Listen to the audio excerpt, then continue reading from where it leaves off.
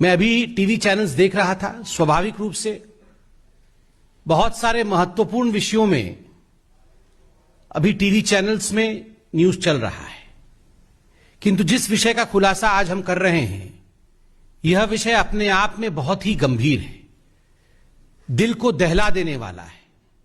एक मासूम महिला के साथ, एक मासूम लड़की के साथ उड़ीसा के कलाहांडी जिले में जिस प्रकार का बर्ताव हुआ, जिस प्रकार से उसकी हत्या हुई, निर्ममता के साथ उसके शरीर को टुकड़ों में काट दिया गया, हमारा यह मानना है कि यह विषय नेशनल नरेटिव में आना चाहिए। राष्ट्र को इस ग्रूसम ब्रूटल मर्डर के विषय में पता होना चाहिए। मैं भी उड़ीसा का हूं।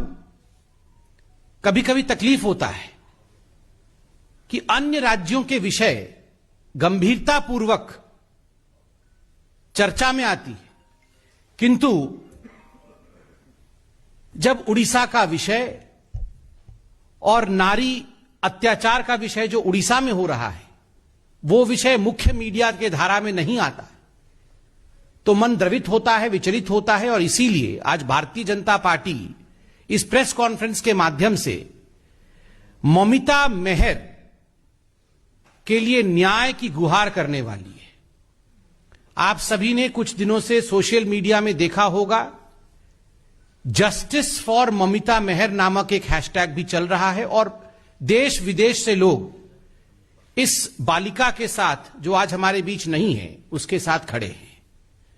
ममिता मेहर 24 वर्ष की थी। ममिता मेहर एक टीचर थी, एक अध्यापिका थी। जिस स्कूल में वो अध्यापिका थी, उस स्कूल का नाम सनशाइन इंग्लिश मीडियम स्कूल, और उस स्कूल के साथ उसी एडमिनिस्ट्रेशन का जुड़ा हुआ एक महालिंग कॉलेज, यह पूरा एक प्रांगण में था। यह उड़ीसा के कलाहांडी जिले में स्थित है, मौजूद है।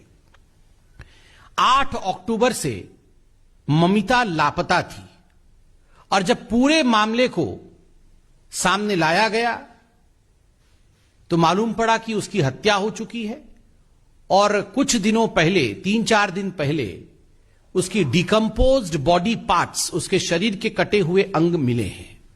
उसकी डीएनए जांच हो रही है। ममिता मेहर के साथ क्या हुआ? ममिता मेहर के सनशाइन इंग्लिश मीडियम स्कूल के जो एडमिनिस्ट्रेटर थे, उनका नाम गोविंद साहू है। पूरा विषय सामने जब आया तो मालूम पड़ा कि गोविंद साहू इस स्कूल और इस कॉलेज के जो लेडीज हॉस्टल था, जिसकी वार्डन ममता मेहर थी, कहीं ना कहीं उसमें एक सेक्स रैकेट चलाते थे।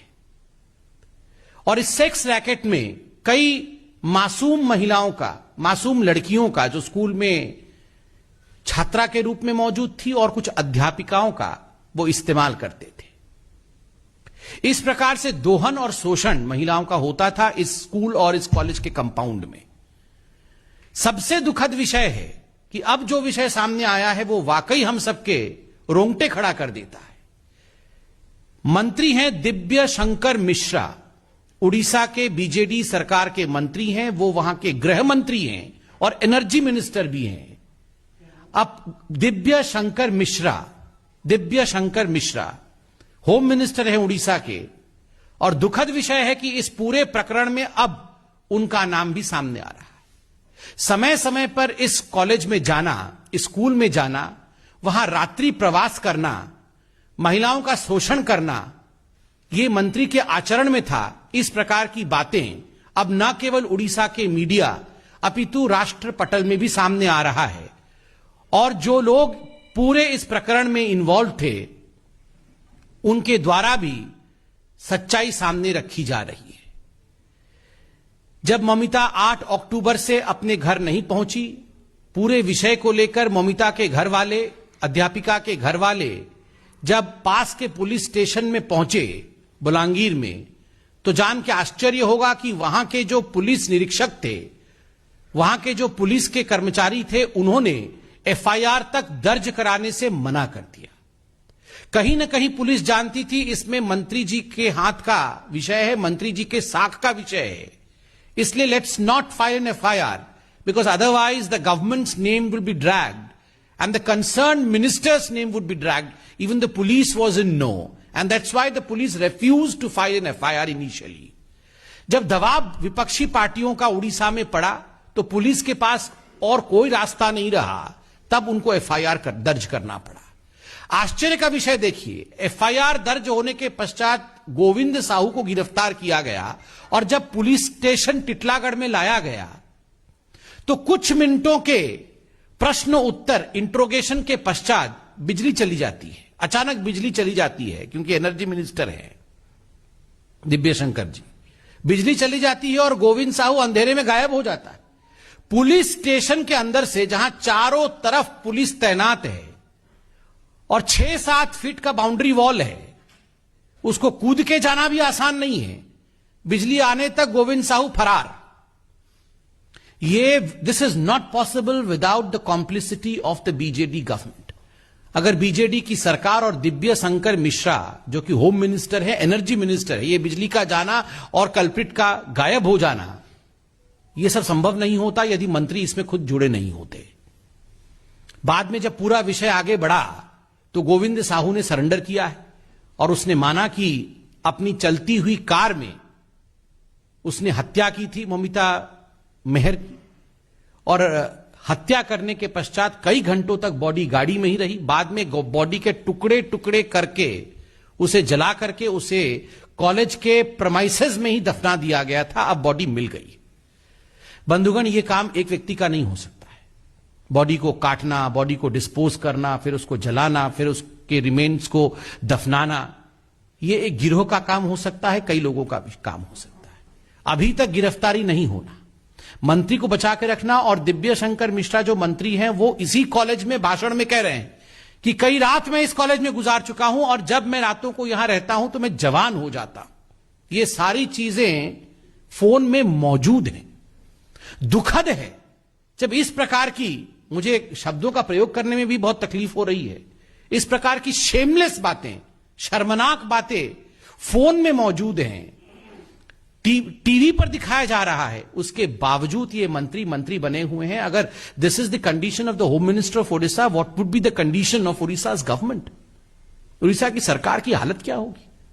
वहां महिलाओं के ऊपर जो अत्याचार हो रहे हैं वो बंद कैसे होंगे? मैं मीडिया से सिर्फ इतना ही दरख्वास्त करूंगा, यह बहुत गंभीर विषय है। आज उड़ीसा की महिलाएं राष्ट्रीय मीडिया की तरफ देख रही हैं। आपने हर राज्य में जहां भी अत्याचार अन्याय होता है, आप उन विषयों को उठाते हैं, प्रतिपादित करते हैं, राष्ट्र स्तर में उस पर विवेचना होती है, गवेषणा होती है। आज उड़ीसा के इस विषय को राष्ट्र मीडिया उठाए और यह प्रश्न उड़ीसा की सरकार से अवश्य पूछे कि मंत्री संलिप्त हैं और मंत्री अभी तक बचे कैसे हुए हैं। माननीय राष्ट्रीय अध्यक्ष भारतीय जनता पार्टी के आदरणीय श्री जेपी नड्डा जी ने और भारतीय जनता पार्टी ने इस पूरे विषय का संज्ञान लिया है और एक 3 सदस्यीय टीम उड़ीसा भेज रही है। उस टीम के सदस्य हैं सांसद सुनीता दुग्गल जी, हमारी महिला मोर्चा की अध्यक्षा और विधायक आदरणीय वनिता जी और एमएलए रूपा मित्रा चौधरी जी। हमारी तीनों बहनें एक टीम के रूप में नड्डा जी के इस प्रस्ताव के पश्चात वो उड़ीसा जाएंगी और यथाशीघ्र इस पूरे विषय का संज्ञान लेके रिपोर्ट भी सबमिट करेंगी। आप इस विषय को गंभीरता से राष्ट्र पटल पर रखेंगे, यह आशा भारतीय जनता पार्टी करती है। बहुत बहुत धन्यवाद। कोई प्रश्न हो तो अवश्य पूछे।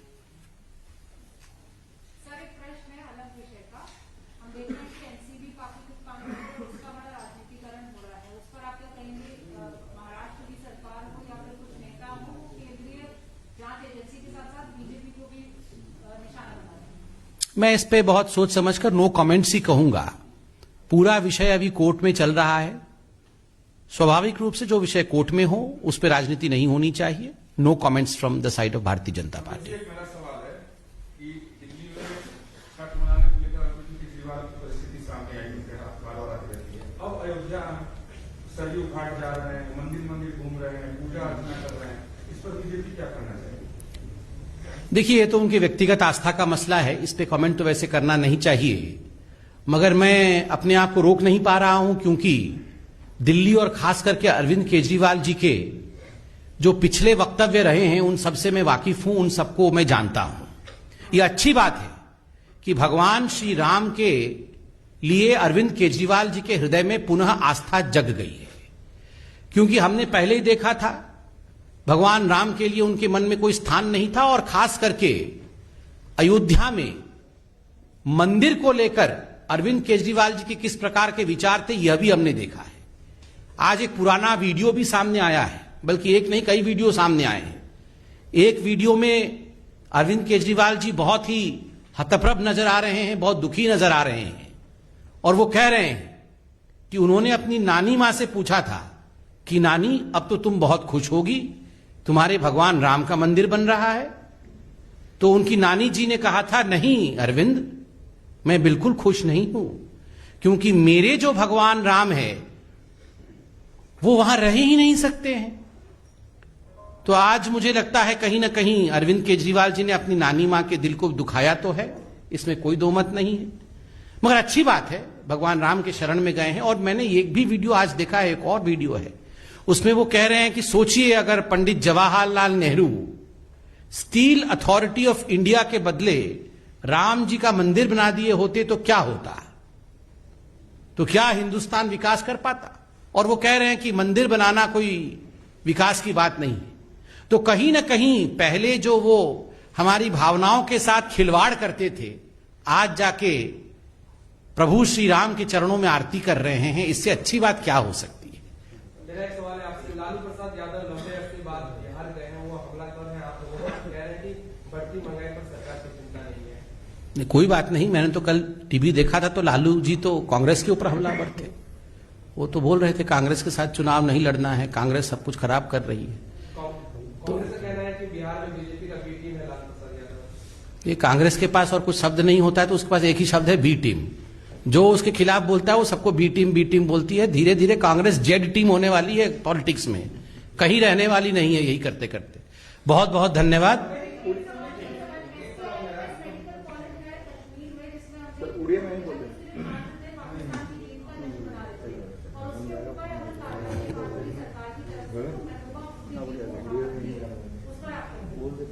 आप भी पूछ लीजिए एक साथ। एक सवाल है, सोनिया गांधी ने कहा कि हमें आरएसएस बीजेपी के पैसे करना है, हमें ये शुरू कर। देखिए, जहां तक कांग्रेस कमेटी की मीटिंग चल रही है उस पे पूरे विषय का संज्ञान लेने के पश्चात भारतीय जनता पार्टी अवश्य अपनी टिप्पणी करेगी। और जहां पर तक जम्मू कश्मीर का सवाल है, आदरणीय गृह मंत्री अमित शाह जी वहां मौजूद है, सभी विषयों का अध्ययन करके वो अपने वक्तव्य को रख रहे हैं। मुझे लगता है हमें उन्हें सुनना चाहिए। धन्यवाद।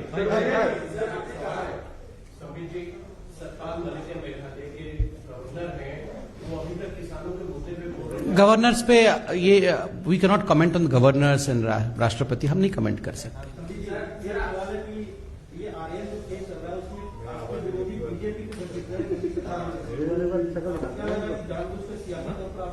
नहीं, नो कमेंट्स, अभी कोर्ट में केस है। Thank you. Subscribe now and press the bell icon. Never miss an update.